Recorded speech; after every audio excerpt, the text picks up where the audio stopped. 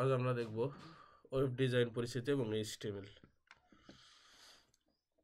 Web design পরিস্থিতি এটি চতুর্থ অধ্যায়। এইটা হচ্ছে চতুর্থ অধ্যায়, যে এইচটিএমএল ভেরি ভেরি ইম্পর্টেন্ট। এখান থেকে একটা সৃজনশীল এবং 3 থেকে 4টা এমসিকিউ থাকে। চ্যাপ্টার 4 ওয়েব ডিজাইন এবং এইচটিএমএল পরিস্থিতি। আর নেক্সট পেজে যদি আমরা দেখি এইচটিএমএল এর ফুল মিনিং, এটা ভেরি ভেরি ইম্পর্টেন্ট এমসিকিউ এর জন্য। এমসিকিউ এর প্রায় আসে পরীক্ষায়। এইচটিএমএল এর ফুল মিনিং হচ্ছে এইচ এ হাইপার, টিতে হচ্ছে টেক্সট, কারণ প্রথমটার ক্যাপিটাল লেটার নিয়ে এগুলো সাজানো হয়েছে টেক্সট। এম এ হচ্ছে মার্কআপ, আর এতে এল এ হচ্ছে language. Hyper text markup language HTML এর ফুল মিনিং। এরপরে আমরা যদি দেখি, ইনি হচ্ছে পদার্থবিদ টিম বার্নার্স-লি, এইচটিএমএল এর জনক। যদি বলা হয় এমসিকে এইচটিএমএল এর জনককে, তাহলে আমরা বলবো পদার্থবিদ টিম বার্নার্স-লি হচ্ছে এইচটিএমএল এর জনক। হাইপার টেক্সট মার্কআপ ল্যাঙ্গুয়েজের জনক হচ্ছে এই ব্যক্তি, ইনি হচ্ছে পদার্থবিদ টিম বার্নার্স-লি। এরপরে যদি আমরা দেখি, তাহলে পদার্থবিদ টিম বার্নার্স-লি ছিলেন কোথায়? সানের একজন গবেষক, ঠিক আছে। এরপরে তথ্য পরিবেশনের জন্য টিম কত সালে? তথ্য পরিবেশনের জন্য টিম 1989 সালে একটি হাইপারটেক্সট ফরম্যাট প্রবর্তন করেন। 1990 সালে ডোমেইন নেম সিস্টেম প্রবর্তিত হয়। এখন প্রশ্ন যদি আসে, এটা পরীক্ষায় আসে, এমসিকিউ বিগত সালে আসছে। এমসিকিউ 1990 সালে ডোমেইন নেম সিস্টেম প্রবর্তিত হয়। এরপরে প্রথম ওয়েবসাইট কবে তৈরি হয়? প্রথম ওয়েবসাইট তৈরি হয় 1991 সালে। ডোমেইন নেম সিস্টেম প্রবর্তিত হয় কিন্তু 90 সালে। আর প্রথম ওয়েবসাইট তৈরি হয় যদি পরীক্ষায় আসে 1991 সালে 6 আগস্ট। 1991 সালে 6 আগস্ট। এরপর আমরা দেখি ওয়েব ডিজাইনের যদি আমরা ধারণা নিতে চাই, কি কি বিষয় আমাদের জানতে হবে। 1 নম্বর জানতে হবে ওয়েব পেজ সম্পর্কে, 2 নম্বর জানতে হবে ওয়েব সাইট সম্পর্কে, 3 নম্বর হচ্ছে ওয়েব পোর্টাল, 4 নম্বর আমাদের যেটা জানতে হবে আইপি অ্যাড্রেস সম্পর্কে জানতে হবে, 5 নম্বর ডোমেইন নেম সম্পর্কে জানতে হবে, 6 নম্বর হচ্ছে ওয়েব ব্রাউজার সম্পর্কে জানতে হবে। তো প্রথমে আসি ওয়েব পেজ কি। আমি যদি একটু ডিরেক্ট দেখানোর চেষ্টা করি, এক বা একাধিক ওয়েব পেজের সমন্বয়ে কিন্তু তৈরি হচ্ছে ওয়েবসাইট, ঠিক আছে। ওয়েব পোর্টাল কি? এই ওয়েবসাইটে সহজবদ্ধভাবে উপস্থাপনা করার জন্য ওয়েব পোর্টাল ব্যবহার করা হয়। তাহলে এখন আমরা যদি সরাসরি দেখতে চাই, আমরা সরাসরি দেখতে হলে একটা ব্রাউজার আমরা ওপেন করি। ক্রোম ব্রাউজার নিলাম। ক্রোম ব্রাউজারে আমরা সার্চ দিলাম রাজশাহী বিশ্ববিদ্যালয়ের একটা ওয়েবসাইট, ডোমেইন নেম দিয়ে সার্চ দেব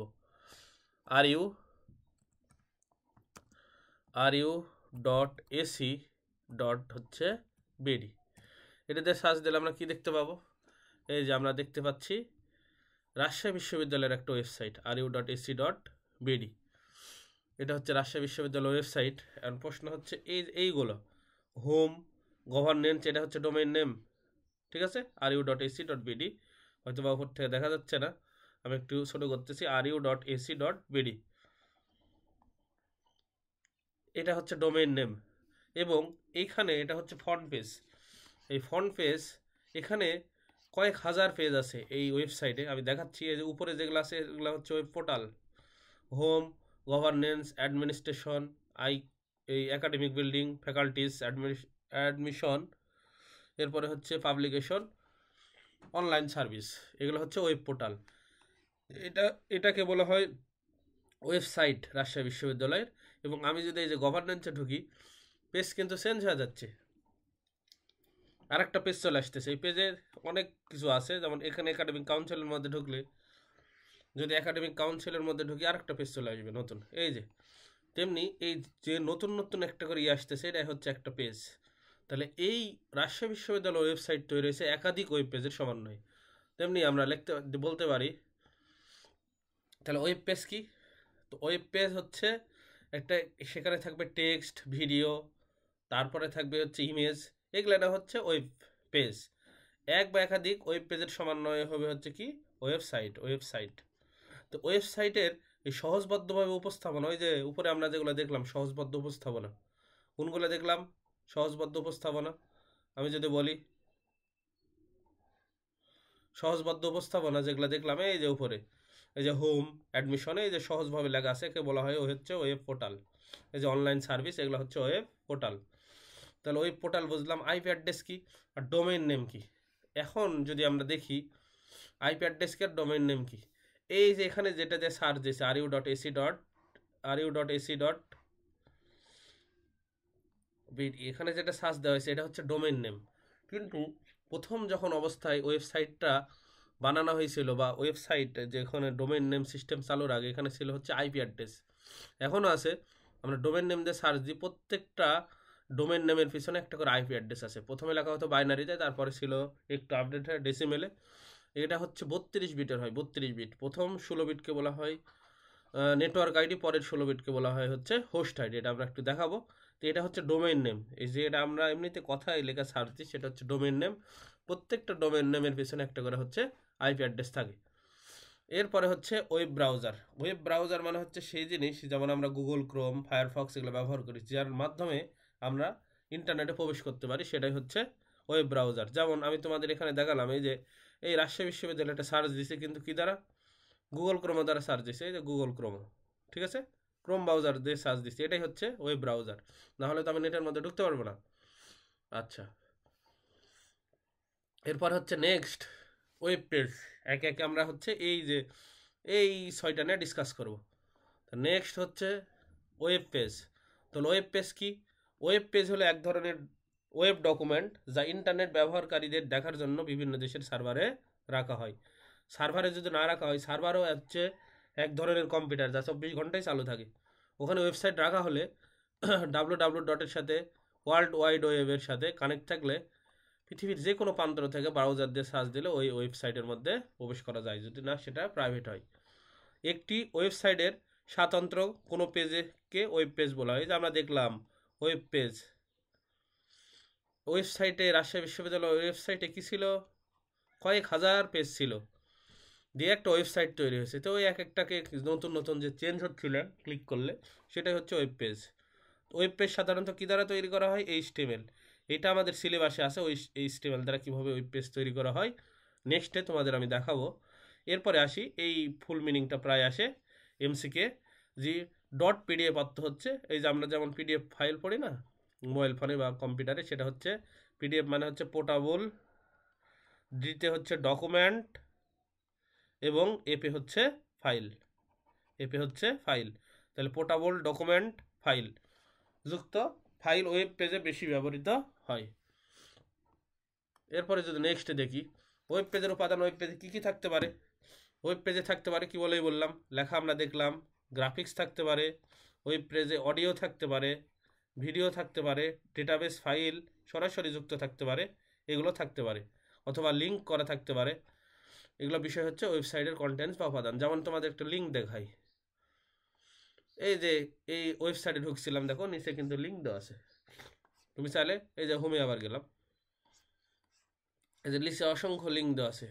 তুমি চাইলে এই যে গভর্নমেন্ট জাতীয় শুদ্ধাচার কৌশল, এখানে যদি শুদ্ধাচার কৌশল প্রকৌশলে ক্লিক করি, এই যে লিঙ্কে আমরা চলে গেলাম নতুন। এই যে এটা হচ্ছে পিডিএফ পোর্টেবল ডকুমেন্ট ফাইল। তো এইভাবে আমরা হচ্ছে ওয়েবসাইটে অনেক কিছু দেখতে পারি। যেমন ইউটিউব, এটাও কিন্তু একটা ওয়েবসাইট। এই ওয়েবসাইটে কি আমরা দেখতে পাই? এই ওয়েবসাইটে ম্যাক্সিমাম জিনিস হচ্ছে ভিডিও, ঠিক আছে। তারপরে এখানে আপলোড করা যায়, পিকচার লেখা যায়, সবই করা যায়। তারপরে আসি নেক্সট ওয়ার্ল্ড ওয়াইড ওয়েব। তাহলে WW এর ফুল মিনিং কি? এটা প্রায় পরীক্ষা আছে, very very important. World wide, প্রথম ডাব্লুতে ওয়ার্ল্ড, তৃতীয় ডাব্লুতে ওয়াইড, তৃতীয় ডাব্লুতে হচ্ছে ওয়েব। ওয়ার্ল্ড ওয়াইড ওয়েবকে সংক্ষেপে ওয়েব নামে অভিহিত করা হয়। এখন প্রশ্ন হচ্ছে, WW হলো পৃথিবীর বিভিন্ন দেশের সার্ভারে রাখা, কিছুক্ষণ আগেই বললাম, পরস্পরের সংযোগযোগ্য ডকুমেন্টের সাধারণ নাম, ঠিক আছে। এর একটা জালের মতন ছড়াই আছে, ইন্টারনেট যেমন ছড়াই আছে, প্রত্যেকটার সাথে কানেক্টেড থাকে, ফলে আমরা সার্চ করে সেটা দেখতে পাই। এসব ডকুমেন্টের সাধারণ পরিচিতি হলো ওয়েব পেজ, ঠিক আছে। সমস্ত উন্মুক্ত ওয়েবসাইটে সমষ্টিগতভাবে বিশ্বব্যাপী কি হয়েছে? মূলত জাল নাম দেওয়া হয়েছে, কী করে বললাম না, জাল নাম দেওয়া হয়েছে, যার ফলে এখানে এই সার্ভারে একটা ওয়েবসাইট আছে, আমি এই সার্ভারে একটা ওয়েবসাইট আছে, এই সার্ভারে একটা ওয়েবসাইট আছে, এই সার্ভারে একটা ওয়েবসাইট আছে। এখন আমি কি করলাম, সার্চ ইঞ্জিন দ্বারা সার্চ করলাম, ধরো গুগল দ্বারা।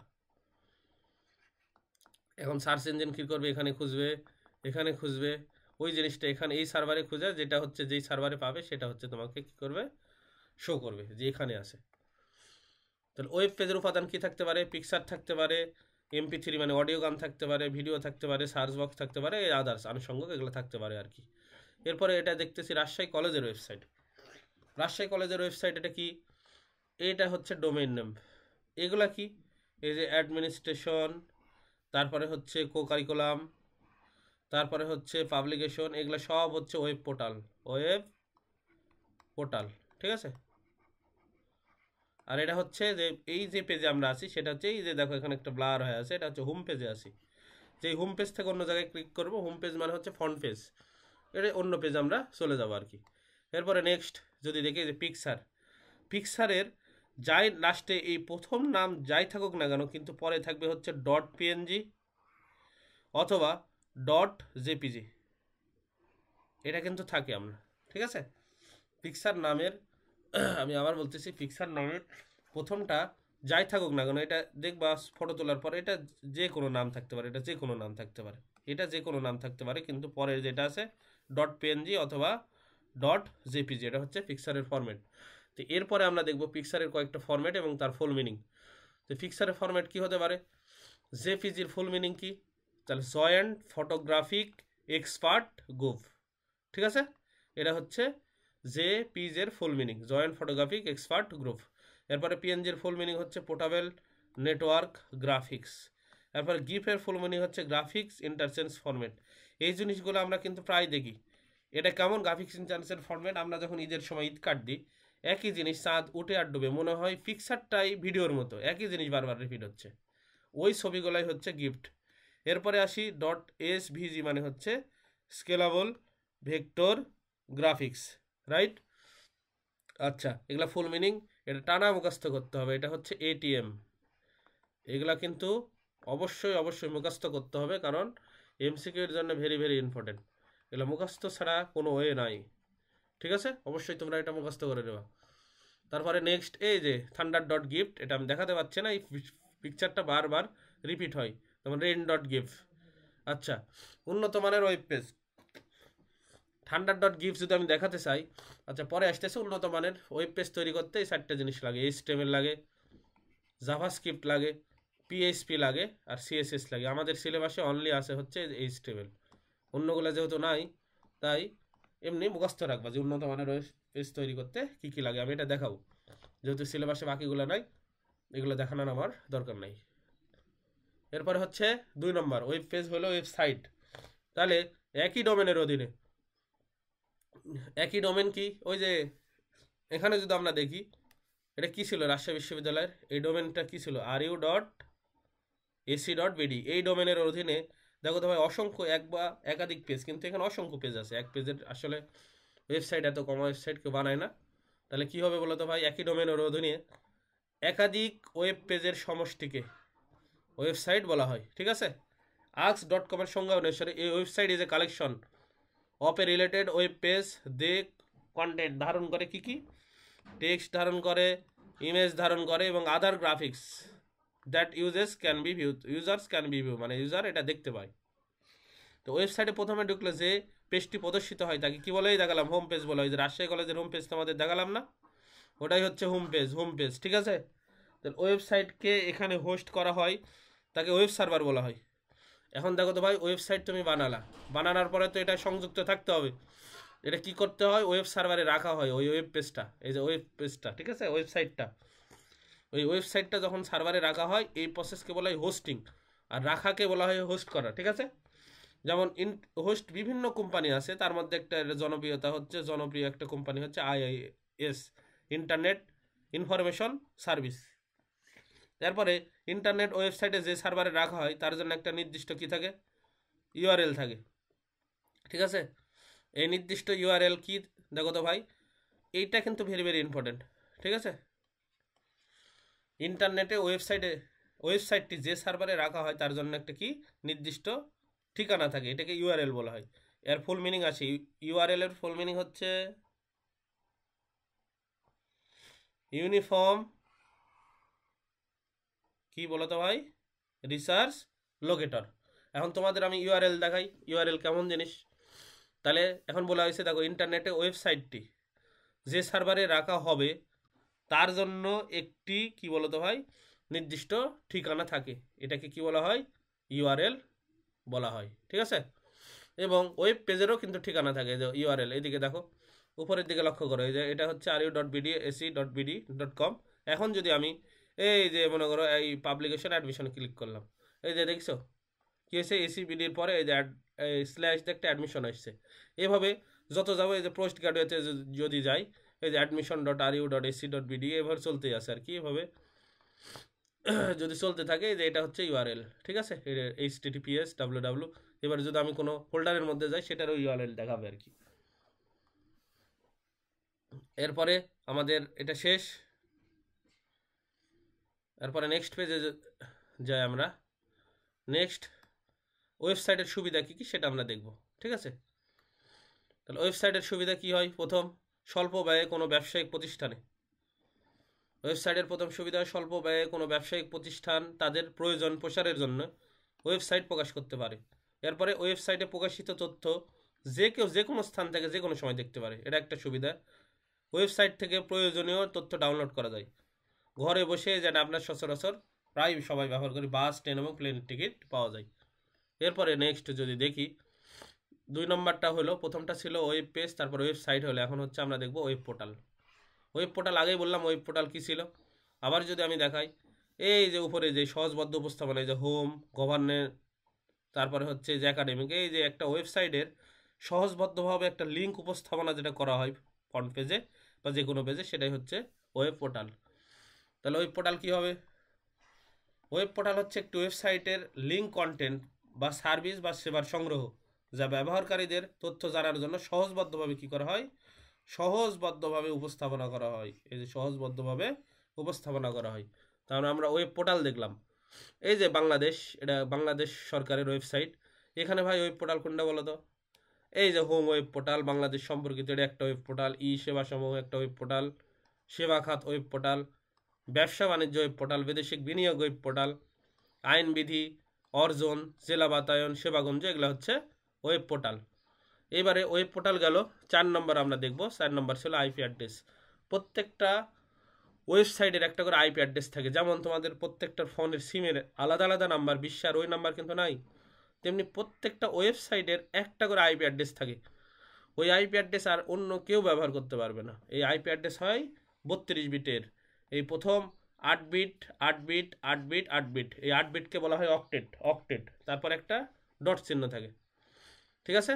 এই প্রথম কত বিট, এই প্রথম হচ্ছে এই যে প্রথম এই 8 বিট আর এই 8 বিট, মোট হচ্ছে 16 বিট। এই 16 বিটসকে বলা হয় হচ্ছে নেটওয়ার্ক আইডি। কি আইডি, নেটওয়ার্ক আইডি। এই যে নেটওয়ার্ক আইডি, এই 16 বিটকে বলা হয় হচ্ছে নেটওয়ার্ক আইডি। 8 দুগুণে কত, 16। তো IPv6 for internet protocol version, internet protocol ভার্সনে কি হয় বলো তো ভাই, এই যে তো প্রথম 16 বিটকে কি বলা হয়, নেটওয়ার্ক আইডি। এবং পরের 16 বিট, এই যে পরের 16 বিট, এই পরের 16 বিটকে বলা হয় হচ্ছে হোস্ট আইডি, ঠিক আছে। এবং অনেক সময় আসে আইপির ফুল মিনিং কি, আই হচ্ছে ইন্টারনেট, ইন্টারনেট, পিতে হচ্ছে প্রোটোকল, প্রোটোকল, এটা মনে রাখতে হবে। আইপির ফুল মিনিং হচ্ছে ইন্টারনেট প্রোটোকল, ঠিক আছে। এবার আসি নেক্সট, আইপি অ্যাড্রেস। দেখো ইন্টারনেটে যুক্ত প্রতিটি কম্পিউটার একটা কি থাকে, প্রতিটি কম্পিউটার একটা ঠিকানা থাকে। সেই ঠিকানা কি, ঠিক আছে, এই ঠিকানাকে কি বলা হয়, আইপি অ্যাড্রেস বলা হয়।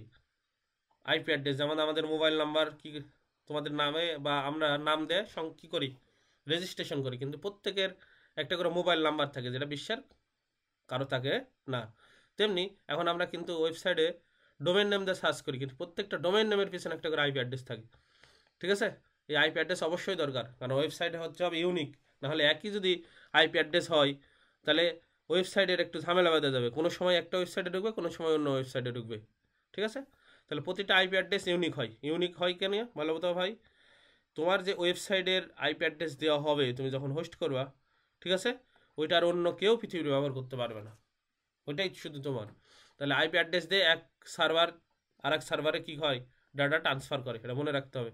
তাহলে এখন যদি প্রশ্ন আসে এমসিকিউ, তাহলে এক সার্ভার থেকে আরেক সার্ভারে ডাটা ট্রান্সফার হয় কিভাবে, তাহলে কি অ্যাড্রেস হবে বলো তো ভাই? IP address, internet protocol address, দ্বারা, ঠিক আছে? এবার প্রশ্ন হচ্ছে যে ভাই এই যে প্রত্যেকটা ওয়েবসাইটের জন্য আলাদা আলাদা নাম্বার দিচ্ছে, দেয় কারা? সেই ইন্টারন্যাশনাল সংগঠন হচ্ছে এইটা, এরাই হচ্ছে আইপি অ্যাড্রেস প্রোভাইড করে এই সংস্থা, যাতে একই আইপি অ্যাড্রেসে দুইটা ওয়েবসাইট না হয়। এর ফুল মিনিং কি? ইন্টারনেট, এতে হচ্ছে অ্যাসাইন্ড, এনে হচ্ছে নাম্বার, এতে হচ্ছে অথরিটি। এই সংস্থাটি আইপি অ্যাড্রেস কী করে? ব্যবস্থাপনা করে থাকে। তো বর্তমানে কি আছে? প্রোটোকল ভার্সন দেখো 4, IPv4 একটি আইপি অ্যাড্রেস গড়ে কত বিট ব্যবহার করতে পারে? কি বলে দেখালাম, 4টা অক্টেট থাকে IP4-এ, মানে 8টা বিটকে একটা অক্টেট বলা হয়, এটা 32 বিট হয়। এই বিটগুলোর প্রতি 8টি নিয়ে একটা কি হয় বলতো ভাই? এই যে অক্টেট, 8 বিট না একটা অক্টেট, তাহলে 32 বিটে কয়টা অক্টেট হবে? 4টি, ঠিক আছে, 4টে অক্টেট। এরপরে যদি নেক্সট পেজে যাই, এই আইপি অ্যাড্রেস 3ভাবে প্রকাশ করা হয়। প্রথম যখন প্রকাশ করা হতো তখন হচ্ছে এদিকে দেখো তো বাইনারি, তারপরে কি হয় যে এটা 8 বিট, এইটা 8 বিট, এই দুটাকে বলা হয় হচ্ছে নেটওয়ার্ক আইডি। এই 8 বিট, এই পরের যে 8 বিট যেটা থাকে, এখানে সরি একটু লেখা হয়নি, এখানে 8 বিট হবে, সেটাকে বলা হয় হচ্ছে হোস্ট আইডি। এরপরে কি হয়, এটা তো বাইনারির বোঝা অনেক কঠিন, তারপরে ডটেড ডেসিমেল, তারপরে হেক্সাডেসিমেল, এই 3ভাবে উপস্থাপনা করা যায়, ঠিক আছে? তো এভাবে আইপি অ্যাড্রেস মনে রাখা কি কষ্টকর না? একটা যদি ওয়েবসাইটের জন্য প্রত্যেকটা নাম্বার মুখস্থ রাখা হয়, মনে থাকবে। যেমন তোমাদের মোবাইল নাম্বারে যদি সেভ অপশান না থাকতো, কোন সেভ অপশান? কন্ট্যাক্ট সেভ করো না, নাম্বার সেভ করো না, নাম্বার নাম দেয়, তখন কি করা লাগতো? প্রত্যেকের নাম্বার মুখস্থ রাখা লাগতো, না হয় খাতায় লেখা রাখা নাম্বার দিয়ে ডায়াল করা লাগতো। এই সমস্যা এখন কি হয়েছে, তুমি যেটা করো, ওই যে কন্ট্যাক্ট ফাইলে নেম লেখা রাখলাম, মনে করো আরিফ দে, সেভ করে রাখো, তখন তোমার কাছে কি এই নাম্বার এখানে থাকে, ঠিক আছে, যাই থাকুক ডট ডট ডট, এই যে নামটা চলে আসে, তুমি তখন বুঝো হ্যাঁ এটা আমার, এটা হচ্ছে আরিফের নাম্বার। যে ঠিক সেই কাজটাই হয় এখানে। এইভাবে নাম্বার মুখস্থ রাখা খুবই একটা কি কষ্টকর ব্যাপার। তাই মনে রাখার জন্য ডোমেন নেম এখন ব্যবহার করা হয়। ডোমেন নেম আমরা কি করলাম, রাজশাহী বিশ্ববিদ্যালয়ে দেখলাম, সরাসরি RU.AC কি দ্বারা সার্চ করছি, RU.AC.BD দ্বারা সরাসরি সার্চ করছি, ঠিক আছে? এটা হচ্ছে ডোমেইন নেম। এই জন্যে দেখো নাম খুঁজে বের করা কিন্তু অনেক সহজ, কিন্তু নাম্বার বারবার লেখা অনেক কঠিন। তো আইপি অ্যাড্রেস মূলত দুইটি কাজ করে, সেটা আমরা দেখব। সেই দুইটি কাজ কি আইপি অ্যাড্রেসের? তাহলে কি করে? হোস্ট বা নেটওয়ার্ক ইন্টারফেস খুঁজে বের করে, মানে তুমি যাকে চাচ্ছ, ঠিক আছে, সেটাকে খুঁজে বের করে, যাতে ব্যবহারকারী অন্য সার্ভারের সাথে কানেক্ট হতে পারে। নেটওয়ার্ক দেখো তো, নেটওয়ার্ক ব্যবহারকারীর অবস্থান কি করে? নিশ্চিত করে, ঠিক আছে? এরপরে যদি আমরা দেখি, IPv4 ইন্টারনেট প্রোটোকল ভার্সন 4, কিন্তু এটা অ্যাড্রেস লিমিট মাত্র 4 বিলিয়ন, যা একদম শেষ হয়ে গেছে, মানে অলরেডি শেষ। এই জন্যে IPv6 internet protocol version 6, internet protocol version 6 কিন্তু 128 বিট, এটা মনে রাখতে হবে, পরীক্ষায় আসে যদি বলে ইন্টারনেট প্রোটোকল ভার্সন 4 এটা কত বিট, এটা হচ্ছে 32 বিটস। আর যদি বলে ইন্টারনেট প্রোটোকল ভার্সন 6 এটা কত বিটস, 128 বিটস, ঠিক আছে, 100 কত বিট, 28 বিট। এবার হচ্ছে ক্লায়েন্ট। ক্লায়েন্ট কি, যেটা আমরা দেখব। ক্লায়েন্ট মানে হচ্ছে যে সকল কম্পিউটার সার্ভারে সংরক্ষিত ডেটা ব্যবহার করে তাকে ক্লায়েন্ট বলে। যে সকল কম্পিউটার সার্ভারে সংরক্ষিত, ক্লায়েন্ট মানে আমি তোমাদের বোঝাই, ধরো এইখানে তথ্য আছে, এইখানে মনে করো ম্যাথমেটিক্সের তথ্য আছে, এই ওয়েবসাইটে ম্যাথ, সামনে তোমার ম্যাথ পরীক্ষা, তুমি এই জায়গায় কম্পিউটার ব্যবহার করে যে সার্চ দিছো, মনে করো এই সার্চ, এই যে ওয়েবসাইটে থেকে তুমি তথ্য সার্চ দেওয়ার পরে পেয়ে গেছো, তুমি হচ্ছে ক্লায়েন্ট, ঠিক আছে? তাহলে এটা কিন্তু সার্ভার। তাহলে কি বলতে পারি, দেখো তো, ক্লায়েন্ট যে সকল কম্পিউটার সার্ভারে সংরক্ষিত ডাটা ব্যবহার করে তাই ক্লায়েন্ট বলে। যে তুমি ব্যবহার করতেছো এই সার্ভারের ডাটা ব্যবহার করছো, তাহলে তুমি হবে ক্লায়েন্টে যে কম্পিউটার দ্বারা সার্চ দিছ, ঠিক আছে। তাহলে এখন কি করতে হয়, এটি ফন্ট অ্যান্ড হিসাবে কাজ করে, এটি কিবোর্ড, মনিটর, মাউস ইত্যাদির মাধ্যমে ইউজারের সাথে সরাসরি কাজ করে। ওয়েব সার্ভার কি, তাহলে এই যে ইন্টারনেটের সাথে অলওয়েজ কিন্তু সার্ভার ইন্টারনেটের সাথে যদি সংযুক্ত না থাকে তাহলে তুমি তো এটা পাবা না সার্চ দিলে। তাহলে ইন্টারনেটের সাথে সংযুক্ত যে সার্ভার, ওয়েব পেজ বা ওয়েবসাইট সংরক্ষিত থাকে তাকে কি বলা হয়, ওয়েব সার্ভার বলে, ঠিক আছে। তো নেক্সট আসি ইন্টারনেট প্রোটোকল। এখান থেকে অনেক এমসিকিউ আসে, প্রায় আমরা দেখছি। তো কম্পিউটার থেকে কম্পিউটার যে যোগাযোগের একটা নির্দিষ্ট নিয়ম নীতিকে কি বলা হয় বলো তো ভাই, প্রোটোকল। একটা তো নির্দিষ্ট নিয়ম নীতি থাকতে হবে, না হলে তো এগুলো হ্যাক হয়ে ডাটা অন্যজনের কাছে চলে যাবে, একটা প্রোটোকল দরকার। তাহলে কম্পিউটার থেকে কম্পিউটারে দেখো তো যোগাযোগের নির্দিষ্ট নীতিকে কি বলা হয়, প্রোটোকল বলে, ঠিক আছে। তো কম্পিউটার থেকে কম্পিউটার কি আদান প্রদান হবে, কখন আদান প্রদান হবে, কেমন করে আদান প্রদান হবে ইত্যাদি সব কিছু প্রোটোকল নির্ভর করে। কিন্তু তুমি কি দিবা, কখন হবে, এটা কেমন করে নেবা, সেগুলো হচ্ছে প্রোটোকল। তো আমাদের মুখ্য বিষয় হচ্ছে এখান থেকে এটা কিন্তু ভেরি ভেরি ইম্পর্টেন্ট, ঠিক আছে। এটা হচ্ছে ভেরি ভেরি ইম্পর্টেন্ট। এই প্রোটোকলগুলো অবশ্যই মুখস্থ রাখতে হবে, কারণ পরীক্ষায় আমরা দেখেছি বিগত সালে প্রচুর পরিমাণ এমসিকিউ আসছে। এমসিকিউর জন্য এটা হচ্ছে মুখস্থ করা ফরজ আইন। এমসিকিউর জন্য এটিএম এক টানা মুখস্থ করতে হবে, এগুলো সবগুলো হচ্ছে এটিএম, ঠিক আছে। তাহলে এই যে সবচেয়ে বেশি আসে এফটিপির, যদি বলে সব, ঠিক আছে, এই সবচেয়ে বেশি ব্যবহৃত প্রোটোকল হচ্ছে এই যে এফটিপি, তারপরে টিসিপি, এগুলো বেশি ব্যবহার করা হয়, ঠিক আছে। আইপি বা টিসিপি, এই নিচের দুটো সবচেয়ে বেশি ব্যবহার করা হয়। এখন এগুলো ব্যবহার করা হয় কোথায় ব্যবহার করা হয়, এফটিপির ফুল মিনিং হচ্ছে ফাইল ট্রান্সফার প্রোটোকল। তারপরে আরও প্রোটোকল আছে যেমন নেট ভিউ, তারপরে অ্যাপেল টক, এগুলো আছে। এসএমটিপি, এই আমরা এসএমএস পাঠাই না, সিম্পল মেইল ট্রান্সফার হচ্ছে প্রোটোকল, এসএমটিপির ফুল মিনিং। পপ মানে হচ্ছে পোস্ট অফিস প্রোটোকল, ঠিক আছে। পপ মানে হচ্ছে পোস্ট অফিস প্রোটোকল। এরপরে যদি আমরা দেখি এইদিকে দেখো তো ভাই, এরপরে হচ্ছে ভিওআইপি, তাহলে ভয়েস ওভার ইন্টারনেট প্রোটোকল। এই পপ সবচেয়ে বেশি ব্যবহার করা হয় হচ্ছে এসএমএস আদান প্রদানে, মেসেজ আদান প্রদানে, ঠিক আছে। আচ্ছা, এরপরে ইন্টারনেট এখন যদি প্রশ্ন হয় সবচেয়ে বহুল ব্যবহৃত, এটা ভেরি ভেরি ইম্পর্টেন্ট। এই দুইটা সবচেয়ে বেশি ব্যবহার করা হয় প্রোটোকল, একটা হচ্ছে টিসিপি ট্রান্সমিশন কন্ট্রোল প্রোটোকল, এটা আর হচ্ছে আর একটা হচ্ছে ইন্টারনেট প্রোটোকল, কি বলে দেখালাম। এই দুইটা হচ্ছে সবচেয়ে বেশি ব্যবহার করা, এই দুইটা অবশ্যই মুখস্থ করতে হবে এমসিকিউ এর জন্য, ঠিক আছে। তাহলে টিসিপি মানে হচ্ছে ট্রান্সমিশন কন্ট্রোল প্রোটোকল, আর একটা আইপি হচ্ছে ইন্টারনেট প্রোটোকল। এরপরে যদি আমরা নেক্সট পেজে যাই, তাহলে এইচটিটিপি কি সেটা আমরা যদি দেখি, এইচটিটিপি মানে হচ্ছে হাইপার টেক্সট ট্রান্সফার প্রোটোকল, ঠিক আছে। এর সংক্ষিপ্ত নাম হচ্ছে এইচটিটিপি। এটি একটি কি বলতো ভাই, অ্যাপ্লিকেশন লেভেল প্রোটোকল, যা ওয়েব সার্ভার এবং ক্লায়েন্ট কম্পিউটারের মধ্যে ডেটা আদান প্রদান করে, ঠিক আছে। এটা হচ্ছে সার্ভার, কিছুক্ষণ আগেই দেখাইছিলাম। এটা মনে করে সার্ভার, এখানে ওয়েব পেজ আছে, এখানে হচ্ছে কম্পিউটার, ঠিক আছে। এর দেখো তো ভাই, ওয়েব সার্ভার এবং ক্লায়েন্টের মধ্যে কি করে বলো তো ভাই, ডেটা আদান প্রদান করে।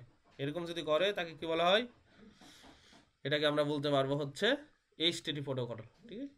এইচটিটিপি প্রোটোকল, এই যে দেখো কিছুক্ষণ আগে মজার বিষয় তোমাদের সার্চ দিয়েছিলাম, এখানে দেখছো এইচটিটিপি প্রোটোকল এস আছে, মানে সিকিউরিটি, এটা একটু বেশি সিকিউর। এইচটিটিপি এর একটু আপডেট ভার্সন, এই যে, ঠিক আছে। এবার হচ্ছে এইচটিটিপির কাজ কি, তাহলে সার্ভারের সাথে দেখো তো ভাই, এক নম্বর কাজ হচ্ছে সার্ভারের সাথে ব্রাউজারে যোগাযোগ করে, উপরে তো দেখলাম। তারপর দুই নম্বর কাজ ব্রাউজারের, তুমি যে ব্রাউজার দিয়ে সার্চ দিচ্ছ যে কোনো অনুরোধ সার্ভারে পৌঁছায় দেয়। তুমি হচ্ছে এখানে একটা সার্চ দিলে এই যে এটা পৌঁছায় দেবে, এই যে পৌঁছায় দিচ্ছে, এই যে তীর চিহ্ন এদিকে দিচ্ছে, ঠিক আছে। এবার সার্ভার থেকে প্রয়োজনীয় তথ্য, পৃষ্ঠা, ছবি, ইমেজ ব্রাউজারে নিয়ে আসে। আচ্ছা, সার্ভারের সাথে ব্রাউজারের সংযোগ কি করে, তোমার ইচ্ছা হলো না, এখন সংযোগ কি কেটে দিলা, বিচ্ছিন্ন হয়ে গেল। এখন প্রশ্ন হচ্ছে 1992 সালে জেনেভায় ওয়ার্ল্ড ওয়াইড ওয়েব প্রতিষ্ঠিত হয়। ভাই মনে রাখতে হবে, শুধু ইম্পর্টেন্ট না, ভেরি ভেরি ইম্পর্টেন্ট, ঠিক আছে, এমসিকিউ এর জন্য।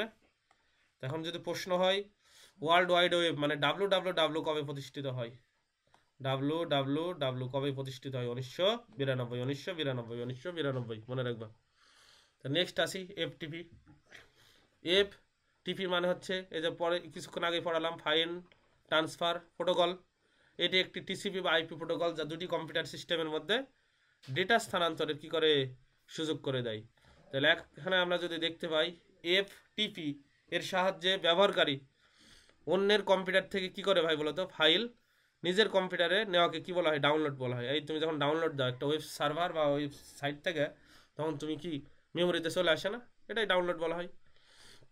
নিজের কম্পিউটারেতে সার্ভারে কোনো ফাইলকে কি বলা হয় বলতো ভাই, তো তোমরা যখন গুগল ড্রাইভে কোনো কিছু রাখো সেটাকে আপলোড বলা হয়, বা ওই যে ফেসবুকে যে ছবিটা দাও ওটা ফেসবুক ওয়েবসাইটে কি হয় বা সার্ভারে লোড হয় সেটাকে বলা হয় কি বলতো ভাই আপলোড। ঠিক আছে, আপলোড আর ডাউনলোড তো এখন বোঝে না এমন কেউ আছে। এরপরে আপলোড ডাউনলোডের জন্য উপযুক্ত কি পাসওয়ার্ড কি বলতো দিয়ে লগ ইন করা হয়। ঠিক আছে, এরপরে নেক্সট 4 নম্বর শেষ। এখন ডোমেইন নেম দেবো। ডোমেইন নেম বহুবার দেখালাম, আইপি অ্যাড্রেসের বিপরীতে এখন আইপি অ্যাড্রেস লেখা অনেক জটিল, এখন সরাসরি নাম দিয়ে সার্চ দেওয়া হয়। তাহলে কি হয়, আইপি অ্যাড্রেস নাম্বার দ্বারা লেখা হয়। ঠিক আছে, আইপি অ্যাড্রেস নাম্বার দ্বারা লেখা হয় দেখালাম না 32 বিট। কিন্তু আইপি অ্যাড্রেসের জন্য সংখ্যা মনে রাখা কি কষ্টকর না ভাই বলো তো? এই জন্য যে কিছুক্ষণ আগে লিখলাম আরিফ, তোমরা যে কন্ট্যাক্ট সেভ করো নাম না দেয় অন্য কোনো ফ্রেন্ডের নাম দিয়ে সেভ করো তোমরা ওই যে মোবাইলে, ওটা দিয়ে ডায়াল করো সরাসরি তোমাদের কাজটা সুবিধা হয়ে যায়। ঠিক একই কাজ ঘটে এখানে। তা আগে আইপি অ্যাড্রেস দ্বারা সার্চ দেওয়া লাগতো, এখন কি করা হয়েছে ওই অ্যাড্রেস মনে রাখা কঠিন বা ওই নাম্বার মনে রাখা কঠিন, সরাসরি কী দিয়ে সার্চ দেওয়া এখন বলো তো, নাম দিয়ে সার্চ করা হয়, তাই না? তাই আইপি অ্যাড্রেস ব্যবহার দেখো তো ভাই, তাই আইপি অ্যাড্রেসকে সহজে বহনযোগ্য করার জন্য ইংরেজি অক্ষরের কোনো নাম ব্যবহার করা হয়। ক্যারেক্টার ফর্মেট দেওয়া কম্পিউটারের এরূপ নামকে কি বলা হয় ডোমেইন নাম। যেমন এই যে আইপি অ্যাড্রেস ছিল এটা, এই যে এরকম ছিল, এটা 8 বিট, এটা 8 বিট, এটা 8 বিট, এটা 8 বিট, 32 বিট। এটা তো মনে রাখা অনেক কঠিন, তার পরিবর্তে এখন কি লিখি www.google.com। এটা বোঝা সহজ না অনেক? এটাই হচ্ছে ডোমেইন নেম আর এটা হচ্ছে আইপি অ্যাড্রেস। আইপি অ্যাড্রেসের আপডেট ভার্সন মনে করো, এটা আপডেট ভার্সন মনে করো হচ্ছে domain name, update version, update, আমরা এটাই ব্যবহার করি। ঠিক আছে, এটাই ব্যবহার করি এখন। তো 5 নম্বর গেল। নেক্সট দেখো তো ভাই, ডোমেইন নেমকে কি দুই ভাগে ভাগ করা হয়। একটা হচ্ছে কি বলতো রুট বা টপ লেভেল, আর একটা কি করা হয় বলতো সেকেন্ড লেভেল। ঠিক আছে, তাহলে এখন আমরা দেখবো যে বাংলাদেশ এই যে যেই ওয়েবসাইট দ্বারা কোনো মানে যেটা দ্বারা বুঝবে কি ধরনের ওয়েবসাইট সেটাকে বলা হয় রুট লেভেল, রুট। যেমন গভ দ্বারা বুঝলাম এটা সরকারের ওয়েবসাইট, বিডি দ্বারা বুঝলাম এটা বাংলাদেশের ওয়েবসাইট, একে বলা হয় রুট লেভেল। আর যেটা রুট লেভেল বাদে অন্য যে কোনো নাম এখানে জিনিস থাকতে পারে, অন্য যে কোনো লিঙ্ক থাকতে পারে, লেখা থাকতে পারে, সেটাই হবে কি বলতো ভাই সেকেন্ড লেভেল। এখন রুট লেভেলকে আবার দুই ভাগে ভাগ করে, একটা জেনারিক আর একটা হচ্ছে কান্ট্রি কোড। মানে বিডি দ্বারা এখানে কি বোঝায় কান্ট্রি বাংলাদেশ, আর জেনারিক নারা গভর্নমেন্ট দ্বারা কি বোঝায় বলতো এটা সরকারের ওয়েবসাইট। ঠিক আছে, তেমনিভাবে যদি দেখি দেখো ডোমেইন নেমকে কঠোরভাবে নিয়ন্ত্রণ করা হয় যাতে করে একই নাম অন্য কেউ কি বলতো ব্যবহার করতে না পারে। ভাই যদি একই নাম অন্য কেউ ব্যবহার করে তাহলে তো হবে না, কারণ তুমি একটাতে যেতেছো অন্য জায়গায় চলে যা বসে থাকবা। যে পদ্ধতিতে ডোমেইন নেমকে নিয়ন্ত্রণ করা হয় তাকে বলা হয় ডিএনএস। এটা ফুল মিনিং আসে, লিখতে হবে ডোমেইন নেম সিস্টেম। ডিএনএস মানে হচ্ছে ডোমেইন নেম সিস্টেম। তাহলে প্রশ্ন যদি পরীক্ষা আসে ডিএনএস বা ডোমেইন নেম কি, আবার ডিএনএস কাকে বলে, তাহলে যে পদ্ধতিতে ডোমেইন নেমকে নিয়ন্ত্রণ করা হয় তাকে ডিএনএস বলা হয়। এরপরে 3 নম্বর, ডোমেইন নেমের ডটের পরের অংশকে কি বলা হয় বলো তো ভাই টপ লেভেল ডোমেইন নেম বলা হয়। এটি দেখা বোঝা যায় প্রতিষ্ঠানটি কোন ধরনের, কি বলে আমরা দেখালাম না, ওটা ছিল গভর্নমেন্ট ডট মানে সরকারের প্রতিষ্ঠান, এটা হচ্ছে রুট লেভেল। এখন দেখো টপ লেভেল ডোমেইনকে আবার জেনেরিক, এটা ছিল জেনেরিক, আর কান্ট্রি মানে বিডি দ্বারা কি বলে দেখলাম না বাংলাদেশ, দুইটি বৃহৎ ভাগে ভাগ করা হয়। ঠিক আছে, এই যে এখন দেখো জেনারিক বা টপ লেভেল নামে যে কম দ্বারা কি বুঝবো, এমসিকিউ আসছে এখান থেকে। ঠিক আছে, এটাও এটিএম টানা মুখস্থ করতে হবে যে কম দ্বারা কমার্শিয়াল প্রতিষ্ঠান বোঝায়। ঠিক আছে, মানে এটা ব্যবসা বাণিজ্য করে, যেমন মাইক্রোসফট.com, ঠিক আছে, কমপ্যাক্ট.com। আর গভর্নমেন্ট যদি থাকে কোনো ওয়েবসাইটে .গভর্নমেন্ট জিওভি, এটা বুঝতে হবে এটা রাষ্ট্রীয় প্রতিষ্ঠান, যেমন হোয়াইট হাউস .গভর্নমেন্ট, এটা রাষ্ট্রের প্রতিষ্ঠান সরকারি। MIL থাকলে এটা মিলিটারি বা আর্মির। ঠিক আছে, যেমন US army military, US navy, MIL মানে মিলিটারি। এডুকেশন থাকলে এটা শিক্ষা প্রতিষ্ঠান, এডুকেশন থাকলে এটা বোঝানো এটা শিক্ষা প্রতিষ্ঠানের ওয়েবসাইট। ঠিক আছে, তো .নেট থাকলে এটা নেটওয়ার্ক সার্ভিস প্রোভাইড করে এরকম ওয়েবসাইট। এরপরে হচ্ছে কি, এরপরে হচ্ছে .org থাকলে এটা বুঝবা হচ্ছে অর্গানাইজেশন কোনো, যেমন হচ্ছে এই যে মোস্ট ভিডিও অর্গানাইজেশন। ঠিক আছে, কোনো সংস্থা এটা। এরপরে INT মানে ইন্টারন্যাশনাল সংস্থা, যেমন INT মানে ইউনাইটেড কি বলতো ভাই নেশন। ঠিক আছে, তেমনি top level country domain name যদি দেখি, এখানে দেখো তো এ আর দ্বারা কি বোঝাবো, country name Argentina, A you দ্বারা অস্ট্রেলিয়া, বিডি দ্বারা বাংলাদেশ, এটা তো আমরা প্রায় দেখি, বিডি দ্বারা হচ্ছে আমরা বুঝবো হচ্ছে এটা কি বাংলাদেশ, ডট বিটি দ্বারা হচ্ছে ভুটান, ডট সিএন দ্বারা চীন, ডট ইজি দ্বারা হচ্ছে ইজিপ্ট মানে মিশর, ডট আইডি দ্বারা ইন্দোনেশিয়া, ডট আইএন দ্বারা ইন্ডিয়া, ডট জেপি দ্বারা জাপান, ডট এল কে দ্বারা শ্রীলঙ্কা, ডট মাই দ্বারা মালয়েশিয়া, ডট নীল দ্বারা হচ্ছে নেদারল্যান্ড। ঠিক আছে, তাহলে কান্ট্রি কোড এবার দেখলাম, ডট পিকে দ্বারা পাকিস্তান, এস এ দ্বারা সৌদি আরব, টিএইচ দ্বারা থাইল্যান্ড, টিআর দ্বারা তুরস্ক, ইউকে দ্বারা যুক্তরাষ্ট্র, ইউকে দ্বারা যুক্তরাজ্য, আর ইউএস দ্বারা যুক্তরাষ্ট্র। ঠিক আছে, তো ইউআরএল এটা ভেরি ভেরি ইম্পর্টেন্ট, ইউআরএল আর আগেও দেখালাম। তাহলে কোনো ওয়েব পেজকে প্রদর্শন করতে ওয়েব ব্রাউজারের একটি ঠিকানা নির্দিষ্ট করে দিতে হয়। ঠিক আছে, সেটা ইউআরএল কিছুক্ষণ আগে দেখেছিলাম। বা এটার কিন্তু দুইটা ফর্মই রাইট, কোনো সময় থাকতে পারে ইউনিফর্ম রিসোর্স লোকেটর, আবার থাকে ইউনিভার্সাল রিসোর্স লোকেটর, এর দুইটাই রাইট, কিন্তু এটা থাকলে এটা থাকবে না, এটা থাকলে এটা থাকবে না। ঠিক আছে, তো ইউআরএল ফুল মিনিং কি, ইউআরএল এর ফুল মিনিং হচ্ছে, তাহলে আমরা দেখতে পাই কি ইউনিফর্ম বা রিসোর্স লোকেটর অথবা ইউনিভার্সাল রিসোর্স লোকেটর। ঠিক আছে, তো ওয়েবসাইটের একক ঠিকানা কিন্তু এটা। তাহলে ইউআরএল এ থাকে কি চারটা জিনিস থাকে, এক নম্বর থাকে ওয়েব প্রোটোকল, ওয়েব প্রোটোকল মানে কি এইচটিটিপিএস থাকতে পারে, আর বর্তমানে যেটা ব্যবহার করা হয় HTTPS hyper text transfer protocol secure. ঠিক আছে, এটা একটু বেশি আপডেট। এর ওয়েব সার্ভারের নাম, ঠিক আছে, ওয়েব সার্ভারের নাম থাকতে পারে। ঠিক আছে, এখন দেখো তো ভাই, সার্ভার ডিরেক্টরি বা পথ থাকতে পারে। ঠিক আছে, পাথ কোথায় আছে, ফোল্ডারের নাম, ডিরেক্টরি, পাথ থাকতে পারে, এইচটিএমএল ফাইল তুমি যেটা সেভ করবা সেটা থাকতে পারে। তাই এখন দেখতে পাচ্ছি যে এটা হচ্ছে কি বলতো ভাই প্রোটোকল এইচটিটিপি, এখন থাকে এস একটু আপডেট ভার্সন। তাহলে ডাব্লিউ দেখো তো ভাই, এই যে যতটুকু থাকলো এটা হচ্ছে ডোমেইন নেম এতটুকু। ঠিক আছে, এই যে কিছুক্ষণ আগে রাজশাহী বিশ্ববিদ্যালয়ে গেলাম, যাওয়ার পরে এই যে হোমে গেলাম, এটা হচ্ছে ডিরেক্টরি পথ। ঠিক আছে, আর এই যে ডিরেক্টরি পথের মধ্যে এই যে দেখো তো রেজাল্ট ডট এইচটিএমএল, এটা রেজাল্ট দ্বারা সেভ করা আছে, এটা হচ্ছে ফাইল নেম। এই চারটা অংশ থাকে। ঠিক আছে, আর দেখাচ্ছে না আইপি অ্যাড্রেস এবং ইউআরএল এর মধ্যে পার্থক্য দেখা শেষ করব। আইপি অ্যাড্রেস একটা হচ্ছে আইপি অ্যাড্রেস আর একটা হচ্ছে ইউআরএল, এর মধ্যে হচ্ছে কি পার্থক্য। তাহলে কি হবে ভাই, আইপি অ্যাড্রেসের ফুল মিনিং হচ্ছে ইন্টারনেট প্রোটোকল অ্যাড্রেস, আর ইউআরএল এর ফুল মিনিং হচ্ছে ইউনিফর্ম বা ইউনিভার্সাল রিসোর্স লোকেশন। ঠিক আছে, আইপি অ্যাড্রেস একটি নির্দিষ্ট লোকেশনের ঠিকানা, আর ইউআরএল একটা নির্দিষ্ট রিসোর্সের সমন্বিত রূপ। ডিএনএস সার্ভারের প্রয়োজন নেই, কিন্তু এখানে দরকার নেই। আর ডিএনএস সার্ভারের এখানে কি আছে বলতো ভাই, প্রয়োজন আছে। আইপি অ্যাড্রেস একটা নির্দিষ্ট সংখ্যায় সীমিত, মানে এই যে আগে 32 বিট ছিল, ওটা ফিল আপ হয়ে গেছে বিশ্বে, এখন নতুন করে আবার আইপি ভার্সন 6 নামান, এই জন্যে আইপিভি ভার্সন 6 128 বিটের দরকার হয়েছে। আর ইউআরএল এর নির্দিষ্ট সীমিত নয়, অসংখ্য। আইপি অ্যাড্রেস সীমিত বা লিমিটেড, আর এটা হচ্ছে আনলিমিটেড। উদাহরণ যেমন এই যে আইপি অ্যাড্রেস কত বিটের, 32 বিট, আর এখানে হচ্ছে যে উদাহরণ http.www বাংলাদেশ। ঠিক আছে, এটা হচ্ছে কি নাম বলো তো, এটা আমি কি বলে দেখালাম তোমাদের, এই যে আবার যদি দেখাই, এটা হচ্ছে প্রথমটা হচ্ছে প্রোটোকল, এটা 1 নম্বর, 2 নম্বর হচ্ছে ডোমেইন নেম, 3 নম্বর ডিরেক্টরি পথ, আর 4 নম্বর হচ্ছে ফাইল। সেই জিনিসটাই আছে। ঠিক আছে, এই যে ডোমেইন নেম, ঠিক আছে, হোম, এটা ফোল্ডার নেম, ডিরেক্টরি পাথ, আর এই যে file office dot HTML, office dot কি এইচটিএমএল। ঠিক আছে, এই আমাদের আজ এই পর্যন্ত থাকলো, দেখা হবে পরের ক্লাসে।